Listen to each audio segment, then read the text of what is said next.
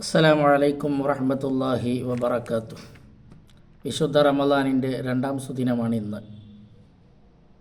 വിശുദ്ധ റമളാനിൻ്റെ പവിത്രതകൾ ഓരോ ദിവസവും സിറാജ് ദിനപത്രത്തിൽ വന്നുകൊണ്ടിരിക്കുന്നു. റമളാൻ 1 ഇന്നലെ വന്ന റമളാൻ്റെ ആത്മാവിൽ തൊടാം എന്നതാണ് ഇന്നത്തെ വായന. ഇൻഷാ അല്ലാഹ് ഓരോ ദിവസവും നമുക്ക് വായിക്കാം. റമളാൻ വസന്തകാലമെന്ന് പറയാറില്ലേ? ശരിക്കും വസന്തം തന്നെ. വാക്കിൽ മാത്രമല്ല, അക്ഷരത്തിലും അർത്ഥത്തിലും വസന്ത ഉത്സവം തന്നെയാണെന്ന് അടുത്തറിഞ്ഞാൽ ആരും പറഞ്ഞു പോകും. ജീവിതത്തിൽ എത്ര റമളാൻ കഴിഞ്ഞുപോയി. മധുരിക്കുന്ന റമളാൻ ഓർമ്മകളിൽ ആത്മസംതൃപ്തിയടഞ്ഞ കാലം എത്രയുണ്ടായി.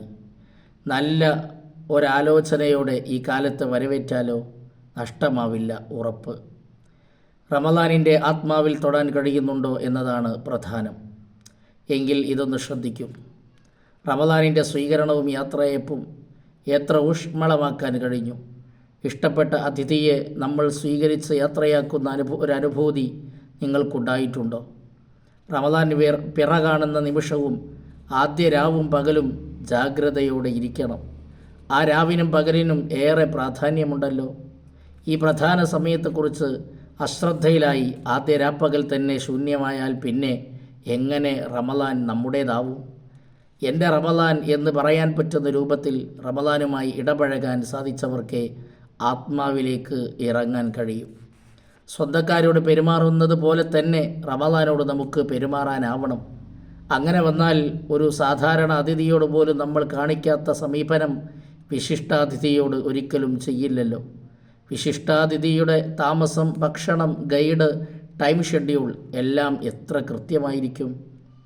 റമളാനെ ഒരു വിശിഷ്ട അതിഥിയോട് താരതമ്യം ചെയ്ത് നിങ്ങളൊന്ന് പരിശോധിക്കൂ.